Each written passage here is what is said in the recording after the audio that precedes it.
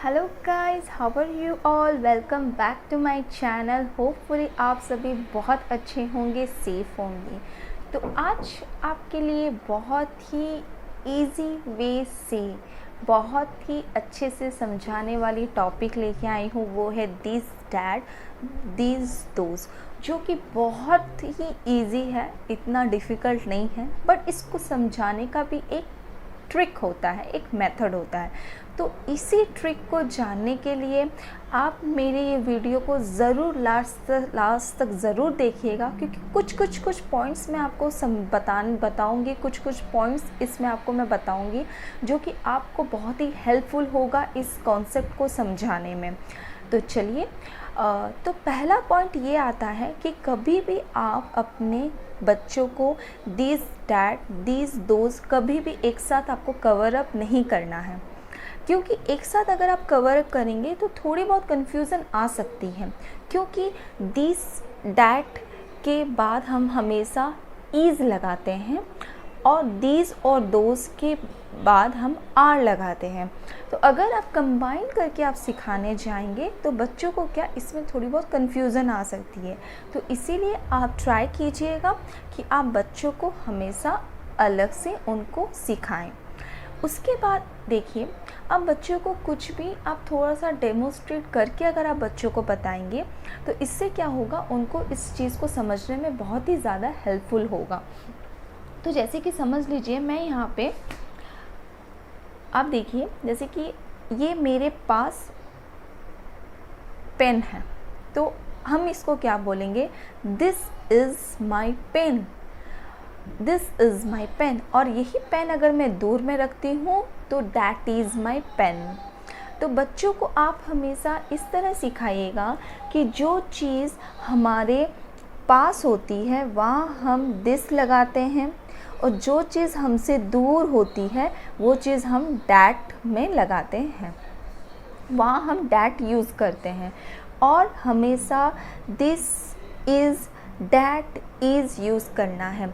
जो चीज़ हमारे पास है उस चीज़ को हम डैट दिस यूज़ करेंगे, और जो चीज़ हमसे दूर है वो वहाँ हम डैट यूज़ करेंगे।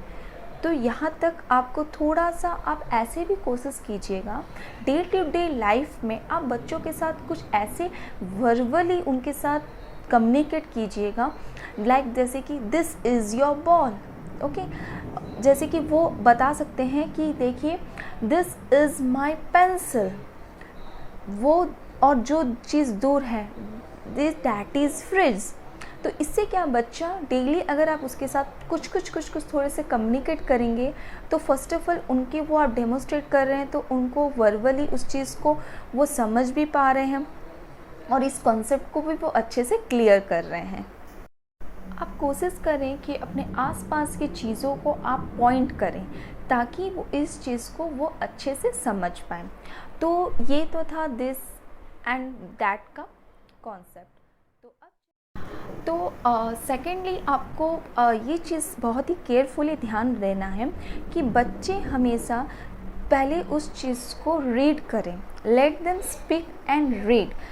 तो ये क्या होगा, उनका जो स्पीकिंग एबिलिटी जो होगा वो उसको बहुत ही अच्छे से इम्प्रूव करेगा। और ये चीज़ आपको बहुत अच्छे से यहाँ पे माइंड करना है, थोड़ा सा डाउन करना है आपको, कि आप हमेशा उनको ये चीज़ बोलिएगा कि the first letter should be capital, the T should be capital. जो टी होगा वो कैपिटल में होगा। यहाँ पे और एक चीज़ भी आता है, आप उनको हमेशा स्पेलिंग के साथ समझाइएगा। उनको बोलिएगा कि स्पेलिंग भी रीड करें, स्पेलिंग भी याद करें, क्योंकि कभी कभी क्या होता है, जैसे जैसे क्लासेस बढ़ते हैं तो इससे क्या होगा, उनको अगर कहीं पे भी दिस एंड डैट नहीं भी लिखा होगा तो वो अगर ये स्पेलिंग याद रहेगा तो वो आराम से उस चीज़ को वो लिख पाएंगे। जैसे कि आप उनके साथ रीड कीजिएगा, दिस इज़ ए बॉल, ये हमारे नियर है इसीलिए हम यहाँ पे दिस यूज़ कर रहे हैं। दैट इज़ ए काइट, ये हमसे फार है, ये हमसे दूर है, इसलिए हम यहाँ पे डैट यूज़ करेंगे। तो इसी तरह आप देखिएगा बच्चों के इसको स्पीकिंग एबिलिटी को भी इम्प्रूव करेगा। फिर उसके बाद आप उनको ऐसे कुछ टेस्ट लीजिएगा, या फिर आप उनके जो कॉन्सेप्ट को और भी थोड़ा क्लियर करने के लिए आप उनको ऐसे के कुछ दीजिएगा टेस्ट लेने के लिए, जहाँ पे आप वहाँ पे दिस एंड दैट आपको वहाँ पे नहीं लिखना है, आपको वहाँ पे दिस एंड दैट नहीं लिखना है। Let them right that that is a bat.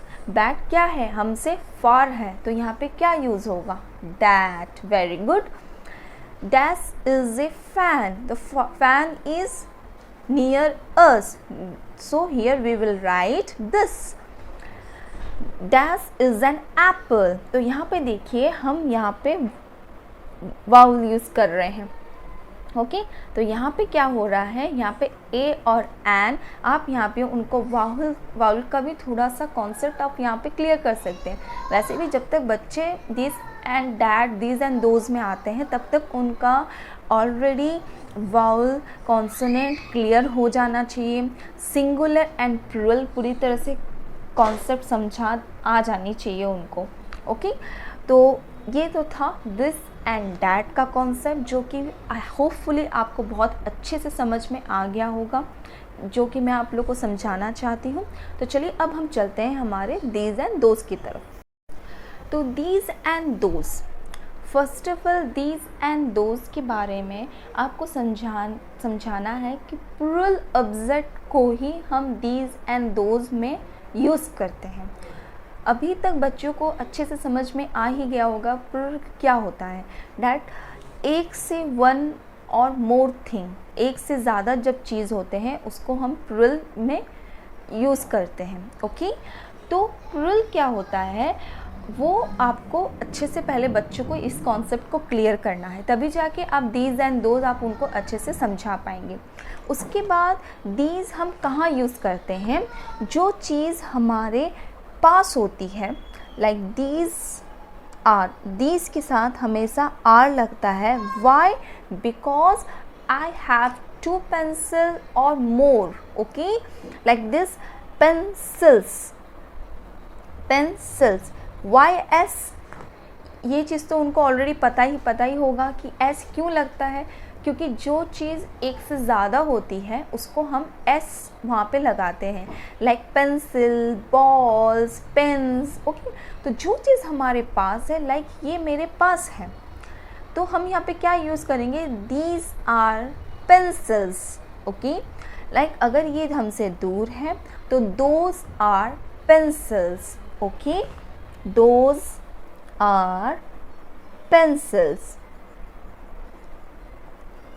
तो ये था दीज एंड दोज का बहुत ही इजी वे में समझाने वाला कॉन्सेप्ट। तो these and those, this and that, ये आपको अब अच्छे से समझ में आ ही गया होगा। तो चलिए अब हम अपने चैप्टर की तरफ चलते हैं। तो जैसे कि देखिए यहाँ पे जैसे कि मैंने कुछ बनाया है, देखिए यहाँ पे आप समझ ही पा रहे होंगे कि जो चीज़ हमारे नियर है उसको हम हमेशा दिस में लिखते हैं और उसके बाद एस भी लगता है, और जो चीज़ हमसे फार में होती है, दूर में होती है, वहाँ पे हम दोज लगाते हैं। यहाँ पे आपको बहुत अच्छे से बच्चों को ये चीज़ दिस, दैट, इज़ और आर का स्पेलिंग अच्छे से उनको आपको लर्न करवाना है। तो दीज, दोज। ओके तो अब चलते हैं हमारे कुछ राइटिंग पार्ट की तरफ। उसी तरह यहाँ पे भी आपको बच्चों को अच्छे से पहले उनको रीड करवाना है। रीडिंग स्पीकिंग एबिलिटी को इम्प्रूव करता है। इससे क्या होगा, वो जब भी कुछ भी सेंटेंस पढ़ने जाएंगे तो वो उनके लिए बहुत ही ज़्यादा हेल्पफुल होगा। तो यहाँ पे आप देख सकते हैं दैट डैश आर पेंसिल्स। तो पेंसिल्स हमारे क्या पास में है, तो हम यहाँ पे क्या यूज़ करेंगे, दीज आर पेंसिल्स। उसी तरह फ्लावर्स, फ्लावर्स हमसे क्या है, दूर हैं, दोज आर पेंसिल्स। तो ये तो थे कुछ कॉन्सेप्ट जो कि मैंने आप लोग के लिए बनाया है। होपफुली आपको ये कॉन्सेप्ट बहुत अच्छे से समझ में आ ही गया होगा। कुछ पॉइंट्स के साथ जो मैंने समझाए हैं वो आप पॉइंट को बहुत ही अच्छे से ध्यान रखकर अगर आप अपने बच्चों को ये कॉन्सेप्ट सिखाएंगे तो आप भी देखिएगा आपके बच्चों को बहुत कम टाइम पे ये कॉन्सेप्ट समझ में आ जाएगा। hopefully you like my video. Thank you for watching my channel. So please like, share and subscribe to my channel. Thank you. Bye bye.